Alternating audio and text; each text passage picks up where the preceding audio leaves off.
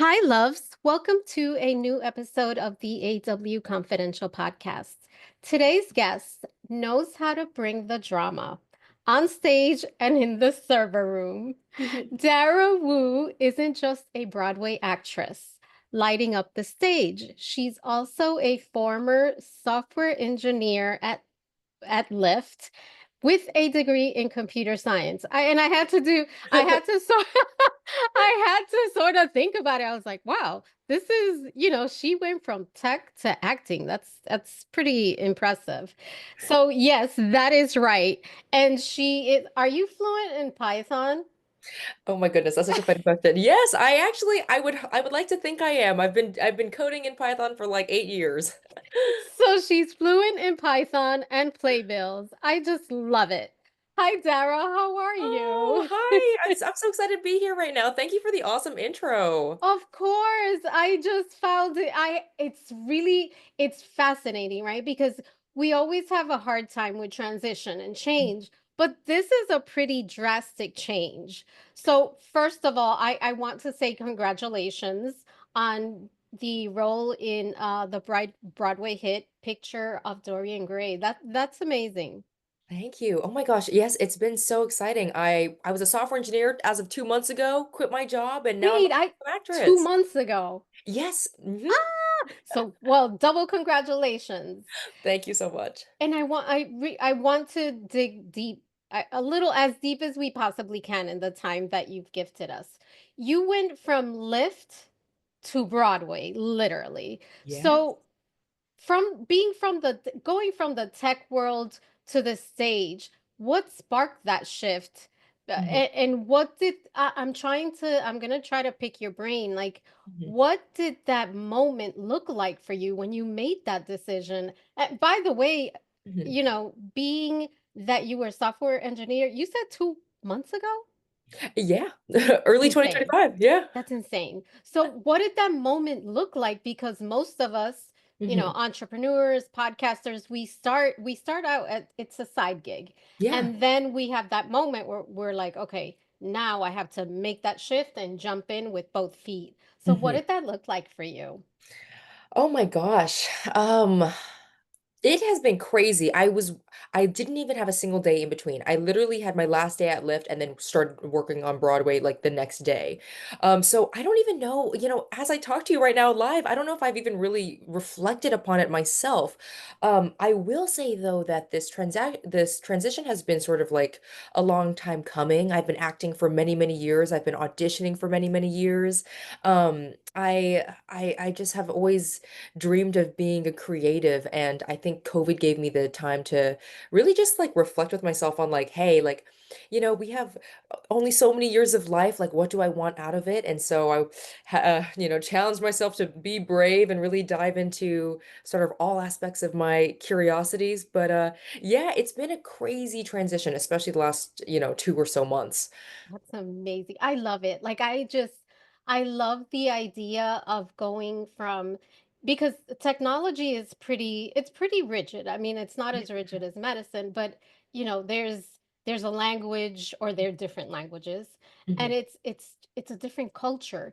And now So, you jump into this space where there's freedom and there's space for reinvention, mhm. and you are part of the Picture of Dorian Gray, which is one of, I mean, Oscar Wilde. Yes. Like, that's amazing. That's Thank amazing. you. And if you guys don't know the story, you have to read up on it. It's just so incredibly powerful. So, what was that like for you to get that role? Just to be on stage and Yeah. be doing this. Oh my gosh. Oh gosh, what has it been like, getting the role? I think so I basically auditioned back in November. It's May right now. Hopefully I can say the date. It's so I was auditioning for it back in November. I went through, I want to say 5 rounds of auditions, and I was like, there was no way I get this role.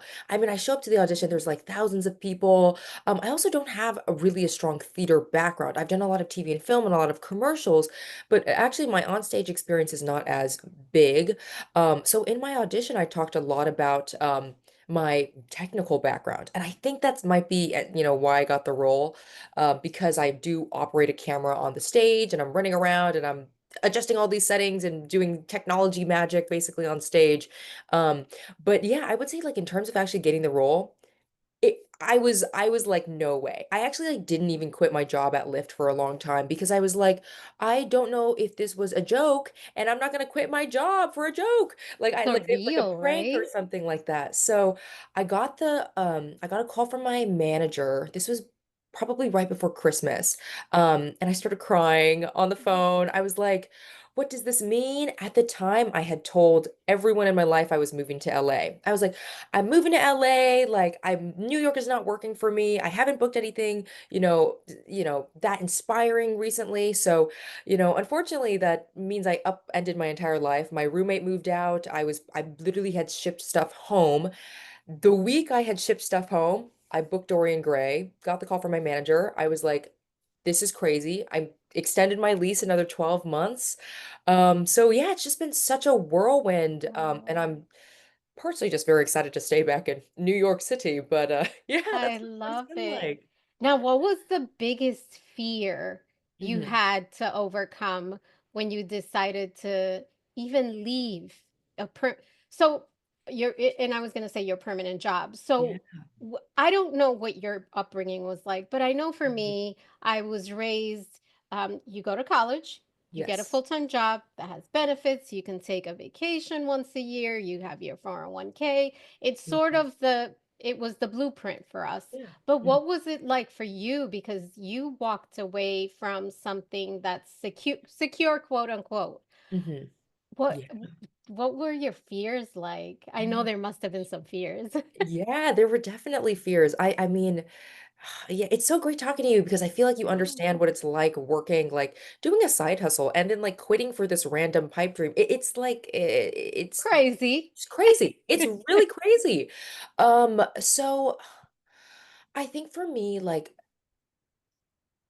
luckily, it came at a time in my life where I was kind of already looking for a career transition. I was very lucky in the fact that I had been working at Lyft for almost 4 years, and I had already been thinking about transitioning out of software engineering. So, especially because I was just hoping to explore just more roles within tech, definitely staying in tech, but just exploring other roles. And so, for me, I think personally, it did come at a good time. But, I just signed this new expensive lease. I have no idea how I'm going to pay for it. Dorian Gray ends June 29th. Um, Oh, I have to get tickets. yes, Oh definitely. my I will give you a gosh. backstage tour. Yes, yes, absolutely. Okay, Oh my we'll God. talk about that. I'd be so honored. But yeah, so I quit my job um for a Broadway role, which is obviously totally willing to do, but I think the hesitation was a little bit because it ends in June, right? So it was only going to be like a 5 month stint for me. And I didn't really know in this like political climate if I really wanted to upend my entire life, for something I knew was only going to last 5 months, if that. So yeah, it was definitely really scary. I think I just honestly, I just Wow. quit. I left Lyft literally the day before it started because I wanted to be that sure it was gonna happen. Was there Um, anything like any specific fear you can think of in this moment that you're like, wow, that this was the scariest part? Was it the uncertainty, like the financial piece of it, or were there other fears? That's a great question. I think financial was a big part of it. I Mm. think also though it's I say now, in retrospect, it came at a good time. It kind of did, but it also came a little early because I think if I hadn't gotten this role, I would have stayed in software engineering a few more years. So I think the scariness came from like me getting kicked out of the bed early and, needing to like really analyze my entire life and like how do I want my life to look in 2 years from now? And it was a decision I was forced to make earlier than maybe I had anticipated. So I think like the scary part about it was like reconciling with myself, like what is my identity? Who do I want to be? Um, you know, uh, like do I was totally planning on being a software engineer for many, many years. I wasn't gonna quit, but Dorian Gray, I think, is what gave me the bravery to kind of not just quit my job, but also think, hey, I think I want to transition out of software engineering. Wow. And I think the other thing is software engineering will always be there. You can always go back if that's Mhm. what you want. Yeah. But this moment right now, this is Mhm, all you have. So I think sometimes those risks are necessary mhm. to put us in those uncomfortable places Yeah. where we find our growth. So Thank I you. commend you for that. I do. Thank you. Yeah, this is what I tell myself at 3 AM in the morning when I'm, like, lying in bed, "You I do can't too. sleep." Oh, good, good, good. I'm like, "Did I just make a big mistake?" But I do have to tell myself, like, you can have confidence in your resume, your background. Like, I worked hard to get to where I did in software engineering. I know how to get there. I can get there again, hopefully, and I just have to keep reiterating that sort of message to myself. If you need it to, it's a backup, Yeah. right? Yeah, yeah. Because I think doing what you love is key to Yes. joy. So Yes. don't worry about it. Just keep bringing your magic onto the stage, and Yeah. everything else will take care of I itself. know, For ugh, I love, like, the idea of being an entrepreneur and really putting yourself out there and Oh, I just want to quit believing every in day, yourself. or Yeah. at least every week, maybe. Yeah. Yeah. And when it happens, you'll be like, "I can't believe I'm doing this, like, is this the right time?" It's so Yeah. weird. And I think COVID did change. I know Mhm, for myself, it mhm, definitely changed me, the way mhm. I look at life, the way I, think about dreams. Dreams used to be something that was like really far off in, Yeah. in another space. But Mhm. now I feel like life is short, and that dream, I see it more attainable as long as I continue to believe in myself. Yeah. And I think the more you believe, the more you do the work, the Mhm. closer you get. And that's sort Yeah. of how I try to look at it. I love that. I know, I'm just like I feel like 90% of the hard work is showing up and just doing the work, and I just have to tell myself, like, I And think I believing used in to have yourself. yes, I used to have perfectionist, like, tendencies, and now I'm like, "You know what? I just have to believe in myself, show up, do good work, and just be consistent with it," and it's hard, but It that's is kind of hard. what's helping me. But that's where you grow. That's where you grow. Yeah. So, how was your experience as a woman? Like, how was the experience as a woman impacted as you moved from one industry to another? Interesting. Um, how has my experience been impacted as a woman? Because there's so much more freedom in the arts as Yeah, opposed to technology. It's very different. it's very different.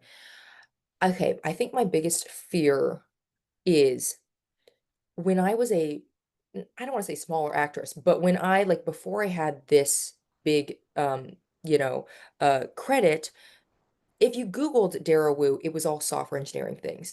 But now when you Google Dara Woo, there's more like acting related stuff. And so I think I'm worried that about my perception.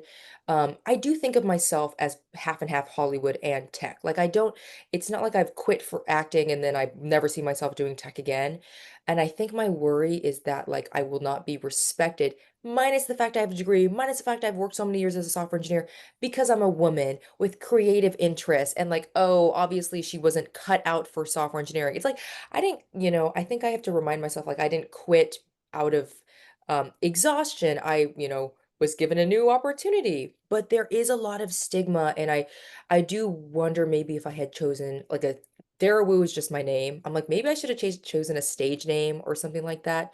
I am worried about the perception of myself going back into tech. Um, I That's think that. yeah, I think that's my That's biggest valid. concern. Wow, that's Yeah. powerful. But Yeah. I think, it all comes down to you have to be confident in who you are, and you've done Yes. both jobs. Yeah. So I think it's a matter of just bringing that to the table and never forgetting who you are. And I know that's hard. Yeah.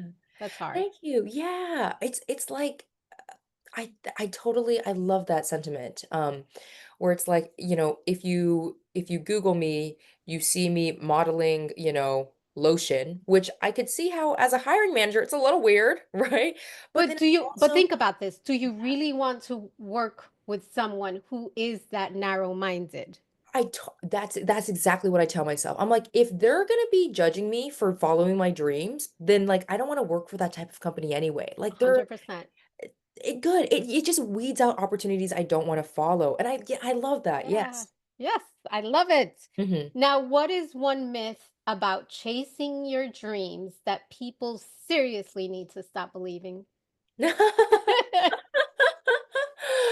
Oh my goodness, a myth about chasing your dreams. I- Okay, this is I don't even know if this is just the first thing that came to my brain. Okay.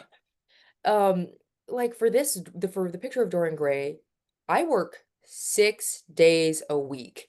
And the thing about theater is, when do people see theater? When they're not at work. So I work 6 to 10 p.m. I also have rehearsal, so I'm actually starting earlier at like noon, especially during the rehearsal process. I was working 6 days a week, 12 hours a day. So I think in terms of like chasing your dreams, it's like you gotta love it, right? Because it's um, like the hard work doesn't stop once you achieve what you think the dream is. It kind of continues. And I'm in the it's not just me, it's the entire cast and crew of like 100 of us. We're there all the time. We're putting in the work. And I think that's kind of what has surprised me the most is like I thought I would kind of get this and be, feet on the table, chilling, and it's a little bit more like, "Oh, wait, I actually have to It's continue more the work. grind." Yeah. Yeah, 100%. Mhm. So for anyone in a safe, I don't like to use that word, but Yeah. safe Yeah. career Mhm. while dreaming of more, Yeah. what would you say to help them take that first step towards something bolder or toward something they truly want in life? These are really great questions. Oh, thank you. Yeah, Good. I'm just this is oh gosh, yeah, this is I Like love what? this empowerment. Yeah. Oh, good. I'm so glad to hear that. Yeah. So would it the way you can think about it is, Mhm. what advice would you give, Dara, who was sitting at that desk thinking about being an Mhm. actress? Yeah. I would say don't let the fact you have a 9 to 5 invalidate your dreams. I think the reason um I think one thing that has really helped my mental health with pursuing acting, where I get 100 rejections a day, is the fact I have a 9 to 5 to pay my bills, and it also gives me something to think about. I submit an audition, I never thinking about it again because I have a meeting with my manager in like 10 minutes. Like I literally went to the Dorian Gray audition. It was a block from my office. I went during my lunch break. I coded in the morning. I went to the Love Dorian Gray it. audition.